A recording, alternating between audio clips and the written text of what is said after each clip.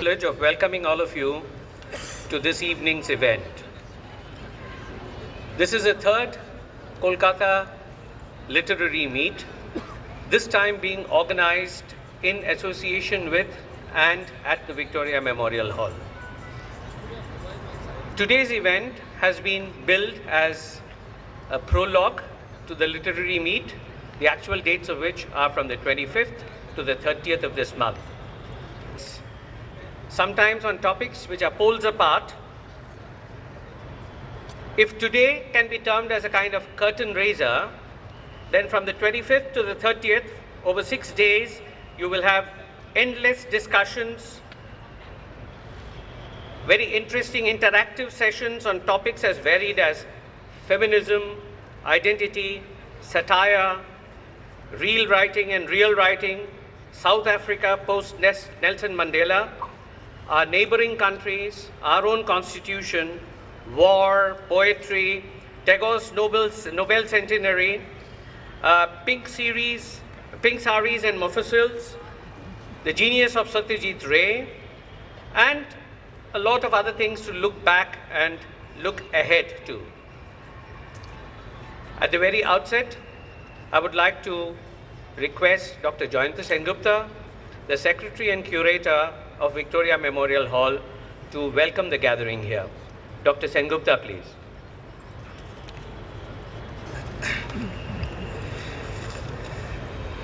Good evening, everybody. My name is Jayanta Sengupta, and I am the Secretary and Curator of Victoria Memorial Hall.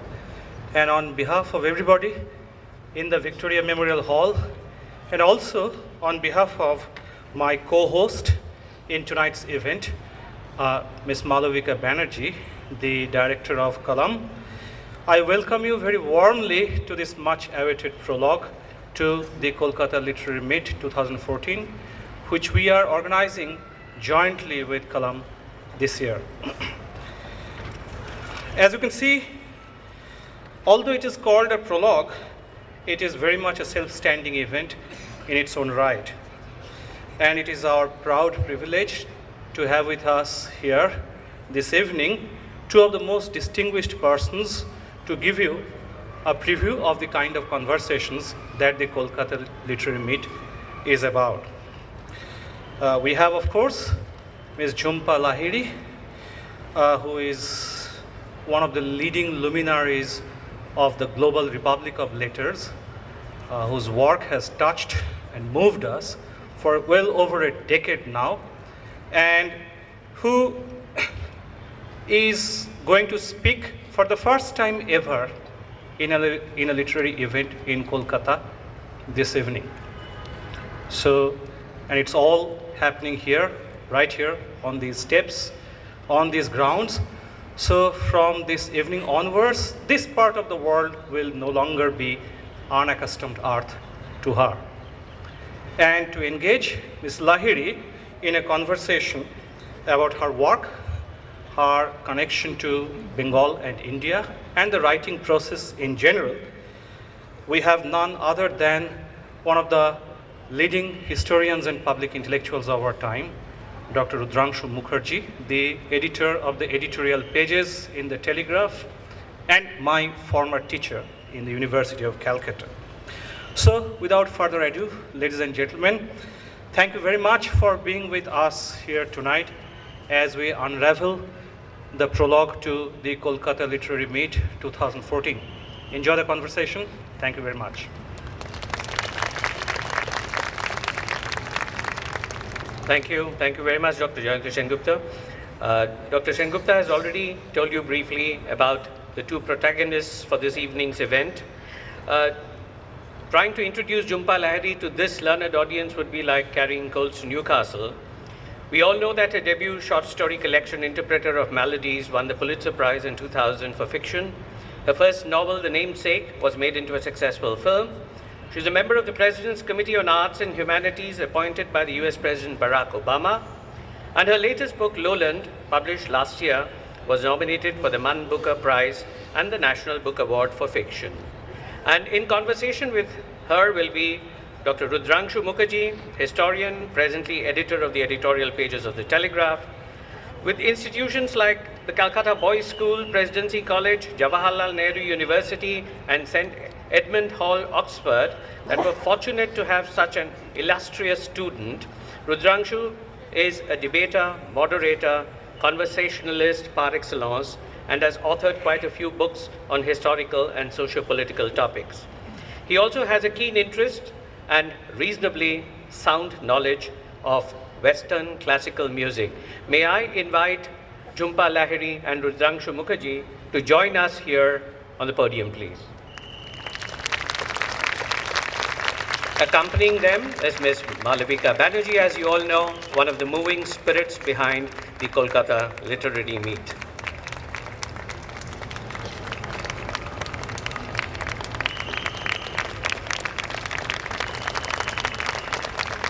And as in most cases, it's always a last-minute decision as to who will take the left chair and who will take the right one.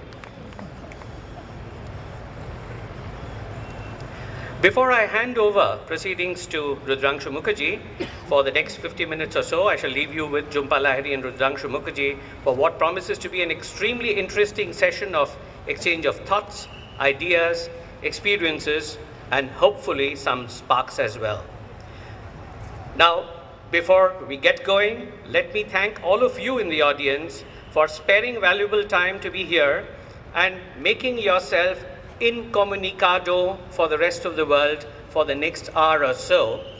A rather difficult proposition nowadays when we are so accustomed to work, live, eat, sleep, and even breathe with our vibrant cell phones. Over to Rudrangshu Mukherjee. Good evening. Welcome to Calcutta, Jhumpa. Thank you. And I hope this is the first of many conversations that you'll have with readers in this city of your work and other works of literature. I should also perhaps say welcome home. Thank you so much. I'm so honored to be here. You know, Calcutta has been most vividly present in the latest novel of yours. But many of us have felt that in some of your short stories and your novels, Calcutta is a presence, is an absent presence at times. Would you like to comment on that? Would you agree with it?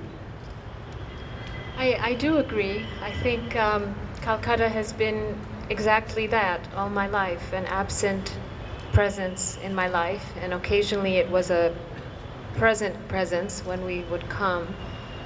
But the majority of my conscious life and my upbringing certainly was shaped by and informed by the absence of this city and what that absence meant to my parents and how it affected them emotionally and how it not only affected them but the many people they befriended in first in England and then in the United States. So it was always there, but it was also not there. And so I think that tension, that contradiction in terms is something that's very much in my blood, and all of my writing until now certainly has come out of that, trying to understand how and why a place can have such a powerful hold on people. And I think that fascinates me, particularly because I personally don't feel any connection like that. I don't have any singular connection to one place or to one country. I don't feel like I come from any specific place. But I was raised by two people who not only do come from a specific place, but keenly felt the absence of that place as they were raising me. So I think it's sort of inevitable that would begin to inspire the writing. So this yearning for Calcutta that you kind of imbibed from your parents, is it a kind of cultural memory for you? Do you see a spot going back very far in your childhood which has formed you in cultural terms? I mean, certainly from my earliest memories, among my earliest memories, Calcutta is there. I was raised in a sort of double world, raised in the United States for the most part, but always going back and aware of the coming and the going and the back and forth. And when did you first come to Calcutta? Do you have a memory of that? When did you first come to Calcutta? I first came when I was 2. I don't have a memory of that trip. And then the second trip, I was 5, and I do have some memories of that trip. And then from that age, I begin to remember, quite vividly coming here. And I also remember all of the plane journey, the great distance that seemed even greater 40 years ago than it does now. I was raised in a very small provincial town in America. Most of the people I went to school with had never ridden on an airplane, and I was... and probably never heard of Calcutta. Well, they had never heard of it, and those who had heard of it, some of my teachers, for example, I mean, I don't want to belittle them, but they were horrified, that my parents were taking me here. I mean, their conception, their misconception, I should say, of what Calcutta was, what it represented. I was very aware of that as a child. I was very aware that Calcutta had a certain reputation in the West, in America, especially in small town, provincial America, and that it meant quite the opposite for my parents. And for my parents, it was, my mother would go to Calcutta and she would spend a day with her brother on College Street with a list of all of the books she wanted to buy and going to all of the different publishing houses and packing a whole small library in a suitcase to tide her over until the next time. If I remember rightly, she studied in Calcutta University. She did. She studied literature, and so I knew that it was a city of enormous artistic heritage, a city of poets, a city of writers, a city of musicians, a city of artists. I knew this from my mother mainly, but there was always such a strange disconnect between what I knew and the Calcutta that my parents were exposing me to compared to the Calcutta that sort of, was the unknown, scary city. And I was really struck when I was young by a sort of fundamental lack of curiosity among, my friends. I would go away sometimes for 2 months, and I would miss school, and I would come back, and nobody ever asked me what I did, what I saw there, how it was.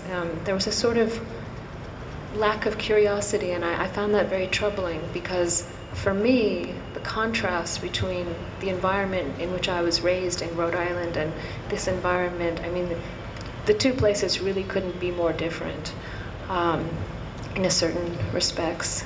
And so the contrast was profound. And I was struck by it repeatedly, I don't know if I'm the only reader who feels like this. I always get the sense when I read your writings that there is an undertow there of melancholy. I'm not trying to say there's no humor in your writing or anything like that, but as the story unfolds, I always get a sense of this poignancy and sadness. Does it come from this, what you called a contradiction or an anomalous position, that you are actually, you know of the yearning for Calcutta, but you are not part of it, that Calcutta is an absent presence, if you like? Or am I being completely far-fetched? No. I mean, I'm aware of a sort of melancholic spirit in the work. But again, I think, I was raised with a sort of double layered yearning. I mean, there was my parents' yearning for Calcutta, which I didn't share, but which I experienced because I was their child, and that was my world, and that was my reality, was with them coming and going and experiencing and witnessing what the coming and going meant. Some of the most traumatic memories I have as a child were the evenings that my parents had to say goodbye to their parents. I mean, those nights were terrifying to me, and because I would see how devastated my parents were, and so I would see what a difficult choice they had made, deciding to stay abroad as opposed to coming back here, and that they were very human in both their